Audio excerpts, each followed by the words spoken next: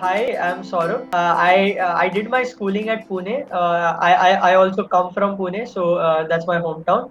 As I said, I mean, since school, I have sort of been a bright child. I knew that academics are my forte. So I always aspired to have the best education. I think that was a value that was sort of ingrained in my upbringing itself. And both of my parents, both of them are graduates. In fact, my mother is a postgraduate. So we always had this atmosphere in our house where it was all about excellence in the academic field. And I think it was the dream of my parents, as well as my efforts that sort of paved the way for the journey of IIT Madras. I did my BTech in chemical engineering from IIT Madras. I just graduated in 2020, and post that, I now have joined IIM Calcutta, where I am pursuing my MBA, and I'll graduate from IIM Calcutta in 2022. Well, you did ask, further. You sounded a perfect example, Saurabh, having Hmm. BTech from IIT Madras and then MBA, Hmm. doing MBA from IIM Calcutta, Uh-huh. scoring 99.71 percentile in CAT. I mean, why is it so common to be, in IIM campus to Hmm. most of the students from IIT? Sure, sure. I think there are multiple factors that come into play for that. As you mentioned, right, hard work. Let me tell you, JEE, IIT JEE Advanced is an extremely difficult organization amongst all the examinations that are held across not only India but the world itself.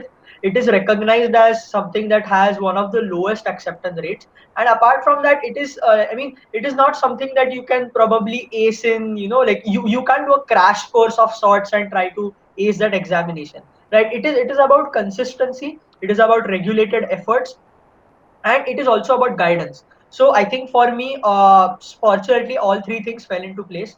I was where I did my coaching from, I had the best of the faculty who were really diligent in not only teaching but giving useful feedback about how we are doing, taking care of. I mean, it is not just the teaching needs as well, right? There are some other non-technical problems that we face. Something like, okay, there is just this problem with me. It is my nature. Or there are like other things that I am first doing and solving, like I am solving and then marking immediately, as opposed to doing the entire thing and then marking later, right?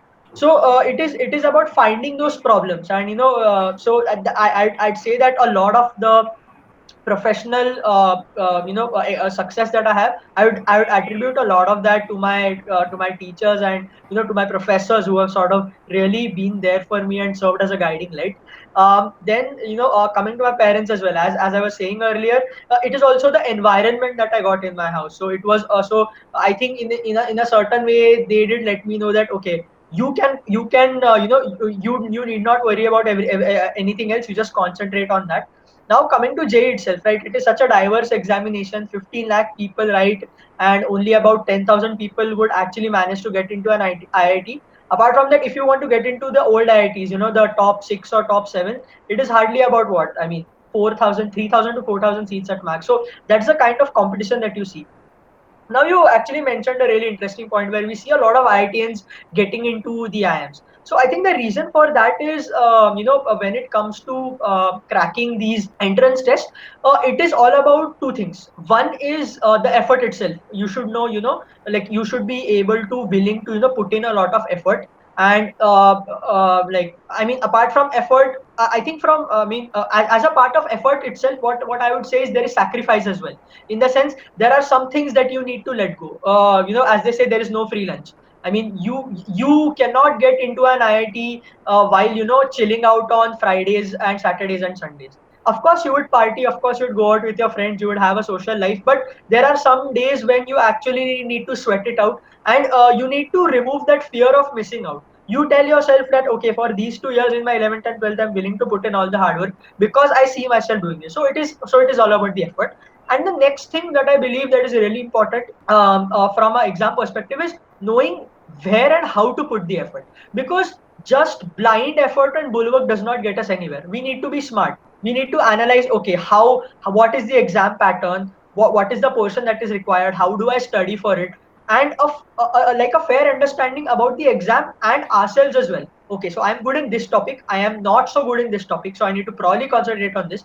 And I think it is all about strategy. So most people try to have a very unstructured way of approaching any examination. I have a slightly different approach there. What I try to do is, before I decide to do anything, like before I have to do any task for that matter, it can be a project, it can be maybe, let's say, like any other task that I might have, even in fact any other interview as well. So I always prepare for that beforehand.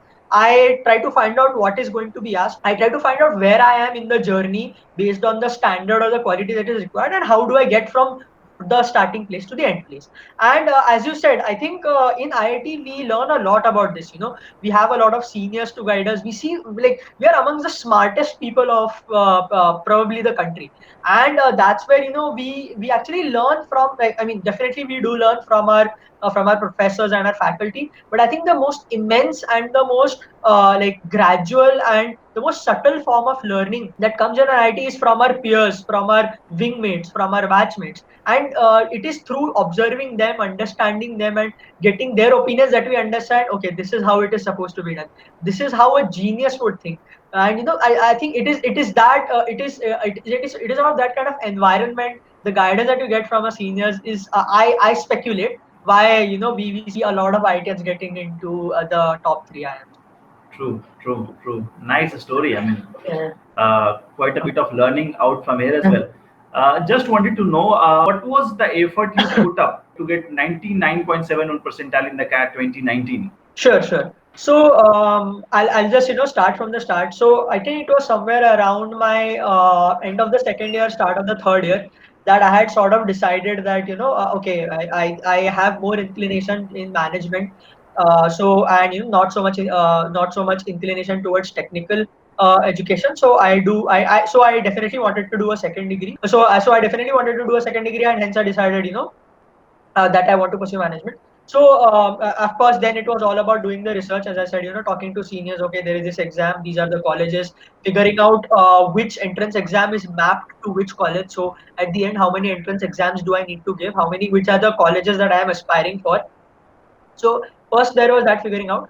Then I think in the second half of my third year, that is in my around sixth semester, I had started with the coaching. So I had joined Time Academy of Chennai, which was closest to the IIT. So there we used to have classes Saturday, Sunday. So we used to have about 4.5 hours of classes on Saturday, and then another 4.5 on Sunday. And yes, it used to be really rigorous. So in IIT, I think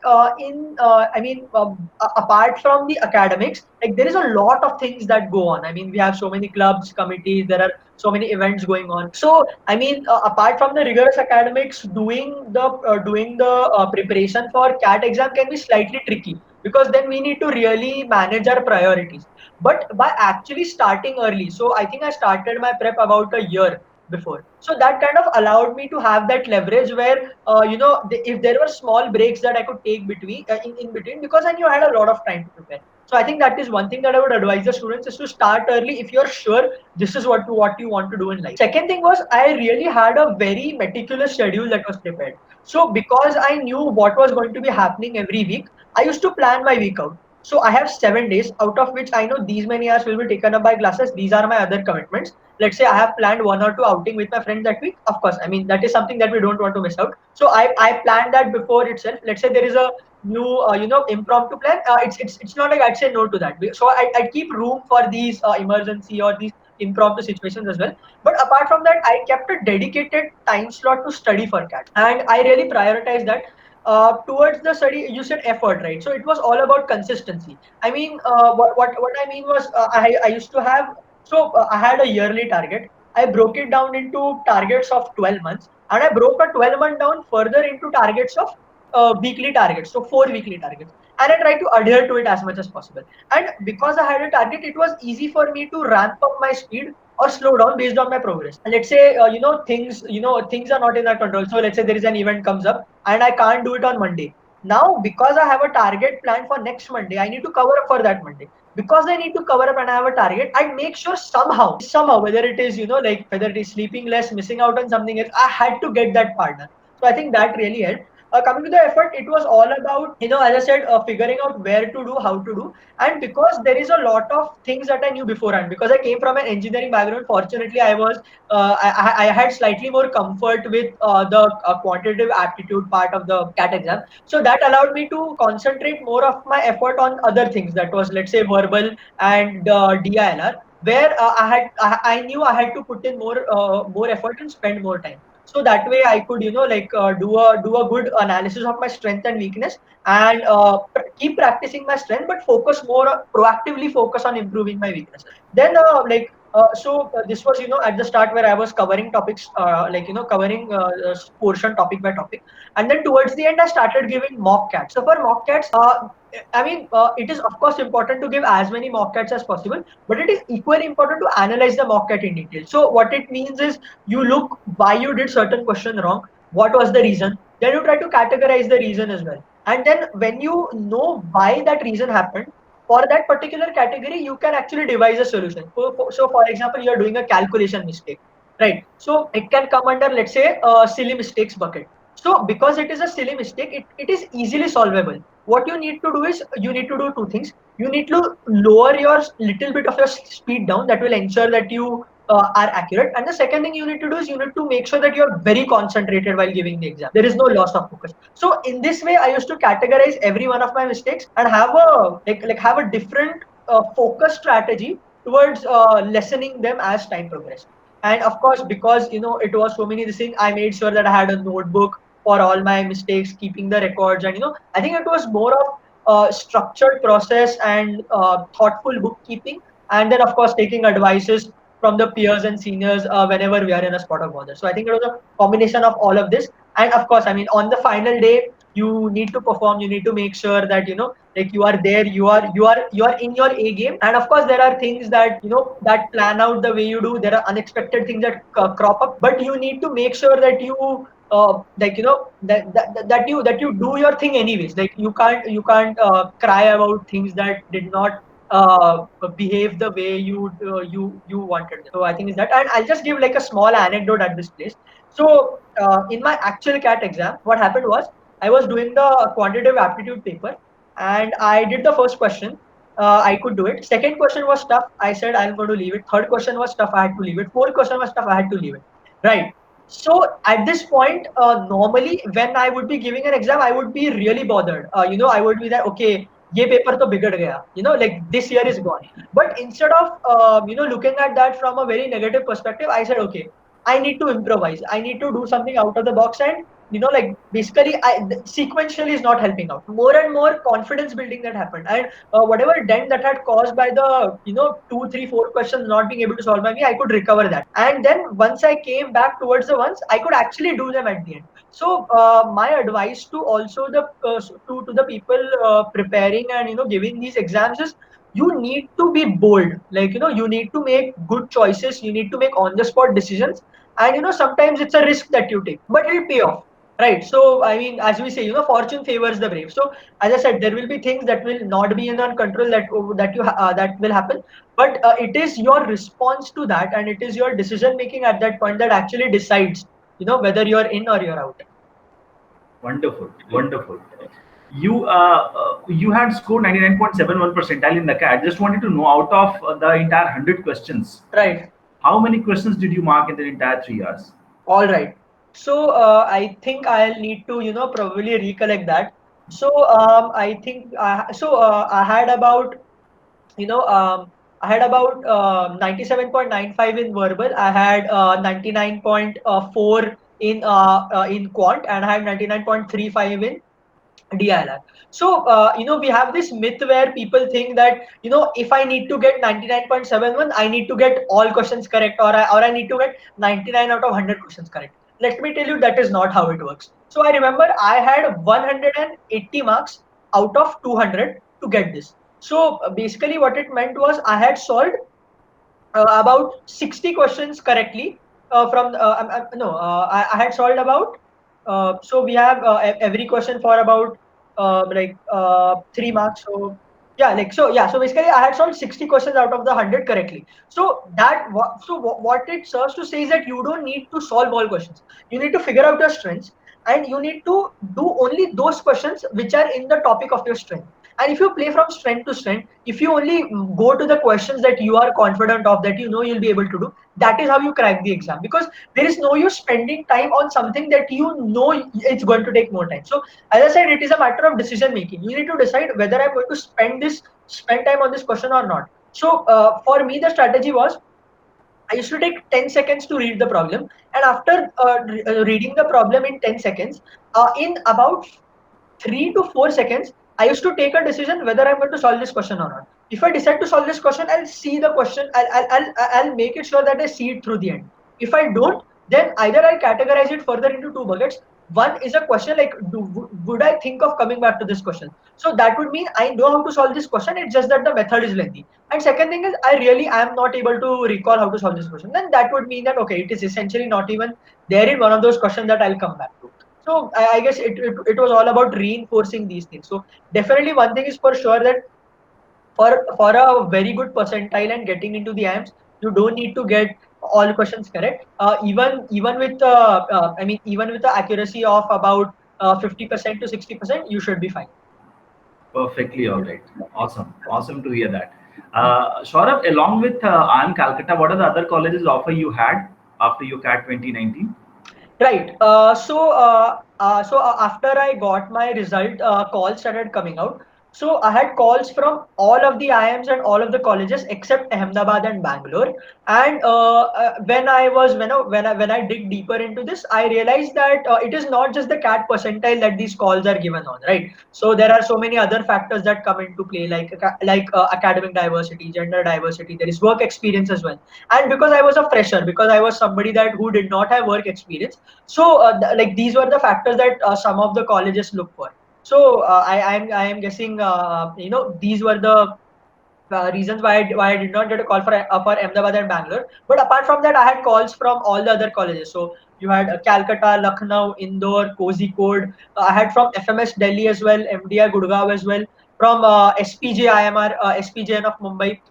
That was also the call that I have. And then after the interviews, obviously I am Calcutta was something that I converted. I had an admission offer from that. Apart from this, I also had an admission offer from MDI Gurgaon and FMS Delhi. What is your journey for last 3 to 4 months? What is the kind of schedule you have and the kind of teaching pedagogy you are engaged into? Can you briefly tell us a bit about that? Sure, sure. So here at IIMs, things are very hectic. In the sense, B School is a hyper competitive place, and we have the best minds of the best minds coming. So as I said, IITians themselves are considered to be one of the brightest. And when you have the best of the IITians coming here, you can imagine the kind of intense competition and the profile of the class that is have that would actually be present. So coming to the schedules, we have I mean, there is a lot that we do. So there is academics, there is summer placements preparation. Apart from that, there are a lot of clubs that we need to do. And I mean, besides from all of this, besides from attending the class themselves, we would be having projects, we would be having assignments. There are as a part of these projects itself, not only do we make presentations, reports, but we also need to do surveys, we need to do interviews, we need to talk to people. So it is a long day. So so a typical day, if I were to describe, at IIM Calcutta, I guess it would start at probably 8:30 when I have my first class. So 8:30, I would start with my class. My classes would probably end by around 4 p.m. Again, depending upon the slots that I have, it can possibly go to 6 p.m. as well. But they typically start at 8:30 p.m. and end by around 4 p.m. And I mean, so this is the time where we just have classes and we are just attending the classes, and there is nothing else that is planned. After this is when the real fun starts. So after that, we would be having some kind of leadership talk. We would be having some kind of a webinar, or maybe some fireside chat that would be there. Aside from this, if we have an assignment or a project deadline that day, then we would be working on that as well. Here the projects again are group and individual. And I mean, of course, working in groups can be tricky as well. So it is definitely very demanding. Then apart from this, because we have to prepare for a summer placement, so there is the entire work that goes in that as well. And I'd say that typically I sleep at around 4 a.m. I mean, there is no way I can sleep before 4 a.m. and get things done. So if I have to get things done, I have to sleep at 4 a.m. So I mean, there is this thing in B school that is said that for the first trimester you cannot sleep for more than 4.5 hours. It is just not possible uh, because we just have so much to do, so much ground to cover, and so less time at our disposal that there is no way we can afford to waste a single minute.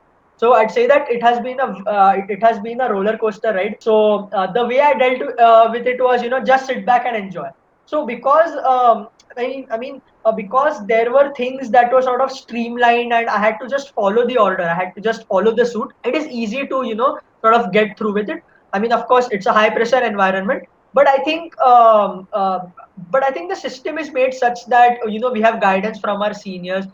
We have peers as well who look out for each other. So that way, in spite of having a competitive spirit, we also have the friendly camaraderie that kind of helps us have each other's backs and help each other out. Now, coming to the pedagogy, I think it is something very similar to what the IITs have, but except that it is more accelerated, and also there is a lot more component of case solving, projects, and like other ways of interaction based learning and peer based learning that offers. So here, what would happen is that for a typical course we would need to give about 2 to 3 exams. We would be having some assignments, we would be having some projects. Apart from that, there are some courses which would require us to run computer simulations, and there'd be software based exams as well. Then there are some courses which have class participation marks. What that means, that we need to be a part of the class, we need to contribute, there will be case that will be discussed, so we need to put forth our opinions and put forth our analysis as well. And I think this is what makes the culture and the pedagogy at IIMs really interesting and diverse, because we have people coming from different backgrounds, different principles, and different domains. They come with their own story, their own expectations, their own experiences as well.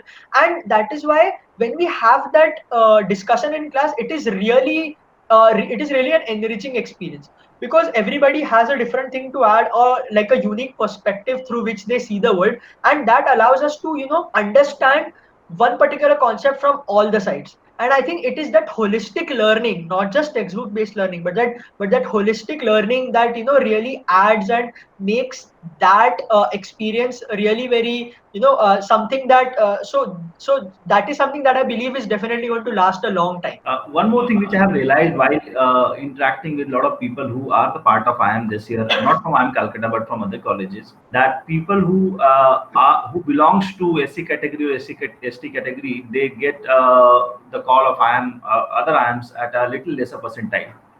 For them, it becomes tough because of you people who can put up so much of effort and who has got so good academic since beginning. What could be the possible way for them to grow well and compete well with you? Right. So I think what I would like to really state here, Dheeraj, is that there is no one way to be successful, right? I mean, we need to define our own success. So success can be as diverse as like getting maybe getting into some college or getting into some company, or success can be achieving some kind of excellence in a particular field, or maybe cultivating a certain skill. So we need to define what our success is. So I think that is one thing that I'd like to put across, that before we start any journey, we need to realize where we are going. We need to know what is the destination and what is the thing that we want out of the entire process. And after we get that clarity through, let's say, self reflection and introspection, then we can tune our entire journey and our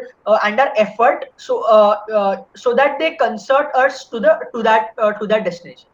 And the second thing is, I mean, as I said, classes can be competitive, but I think one thing that really supersedes excellence is uniqueness. What I mean by that is, if you have a unique skill, if you have a unique point, a unique experience, a unique perspective that you can bring to the class, I think that is how you can.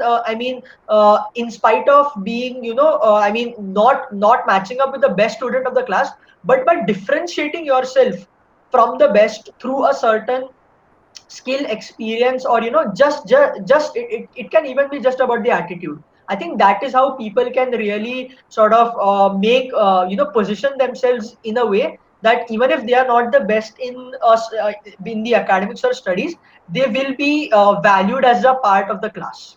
Uh, one more thing which is very very important to ask out here, that people from IIT primarily are good in mathematics, wherein the people from commerce background are good with accounting part, right? I'm sure in your entire syllabus of 8 to 9 paper in the first trimester, you must not be equally good in all the papers. Absolutely. How do you manage those situations where you feel bit uncomfortable? How do you cope up with that situation? Yes, so I mean, firstly, Dheeraj, I think that is an excellent question because this is something that I think this is one of the unique things that I find about the culture of the IITs and IIMs together. So, as you rightly said, right? I mean, no one can be good at all subjects, and this is something that we really need to make ubiquitous and put out there. That you cannot be good in all the subjects. It is impossible. You are always, I mean, especially when you are in that batch, in that comparative 480 students' batch, where these 480 have come from different parts of India, different colleges with different backgrounds. Of course there is going to be someone who is going to be better than you, and it is not a bad thing. What it means is that you can collaborate with them and become better together. It is not a zero sum game that if you are not good then you are bad, right?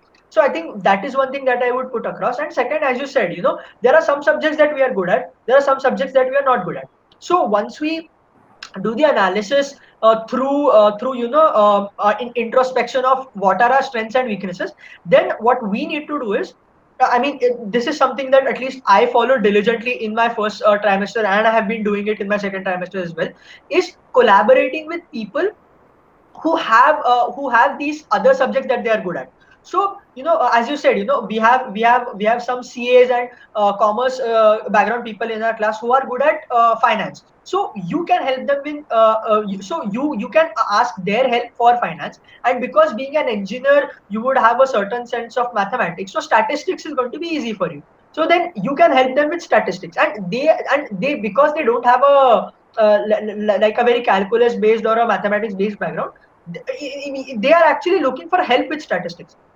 Similarly, we have people coming from arts background where they have studied psychology, and we have organizational behavior, which is one of our subjects, which is actually based on psychology and a few other social sciences. So then you can collaborate with these people and give them your stats knowledge, and they can help you with the knowledge of OB. So I think it is all about a joint effort, collaboration, and doing it together. So it is, as I said, you all of us can excel together. It is just that we need to sort of understand who is good with what, and then help each other. And I think the class is such that they really like everybody knows the importance of peer learning and helping each other out. So as I said, there is that warmth among the students that just allows us to effectively help each other out, and like really contribute to each other's learning.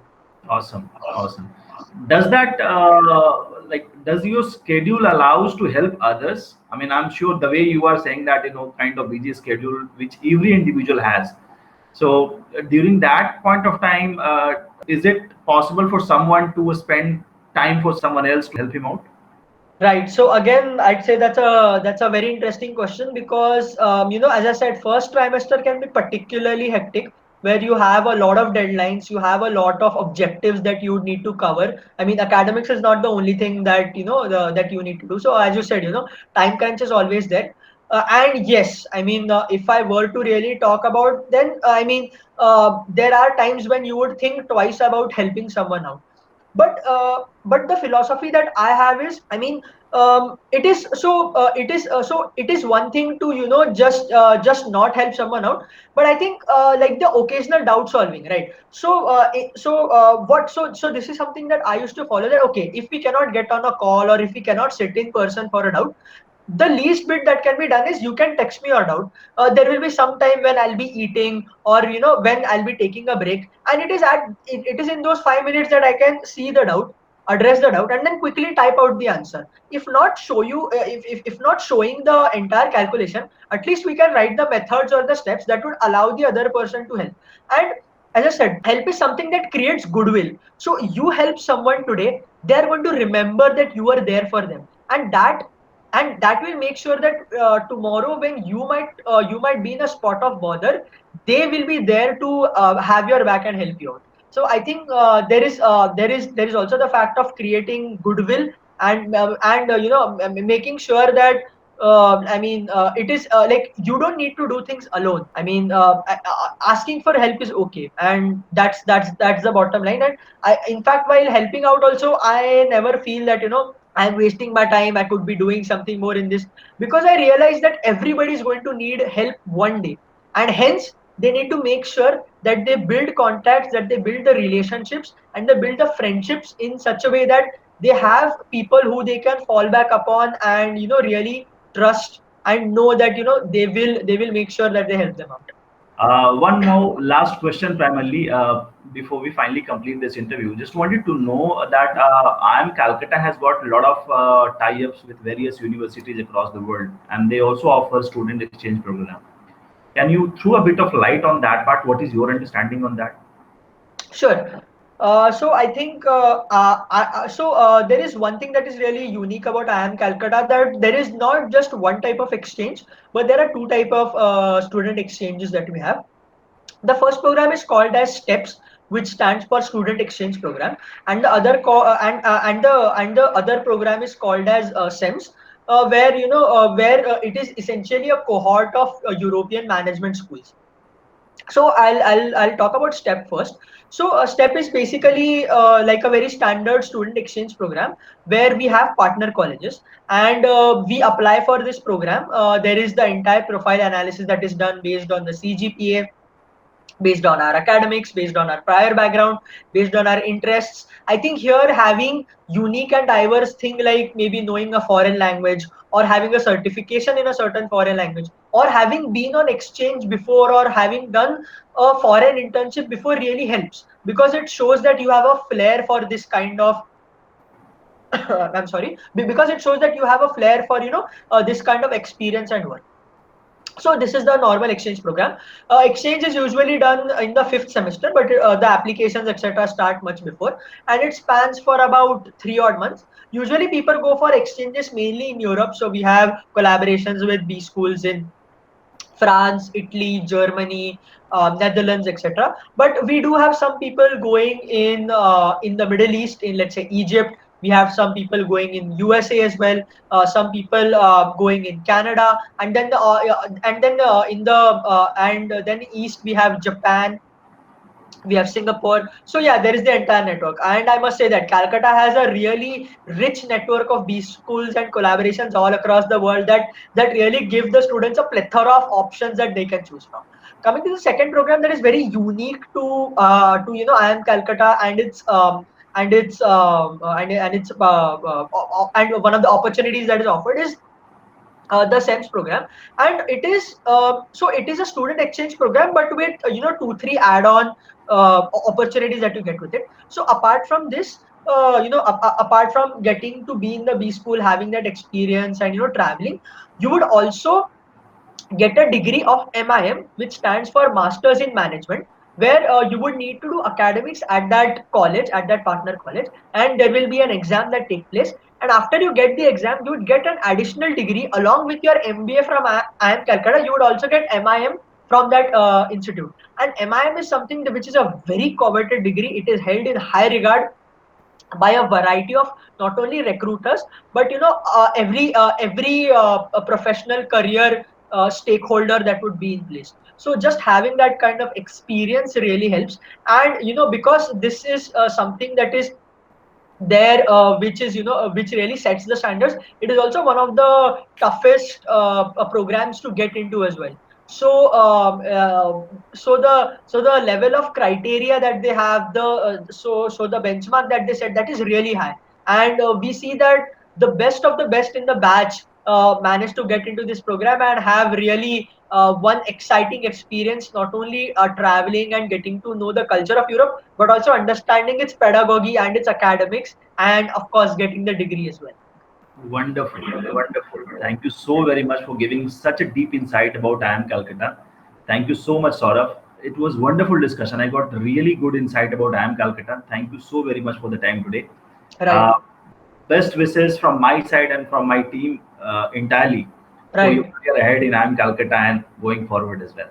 Right, right. Thank you. Thank you so much, Dheeraj. It was nice to interact with you and talk about my life. And I hope that this interview can help people with their journey and help solve their doubts that they might have had about MBA and of course about IIM Calcutta itself. Thank you so very much. Thank you so very much.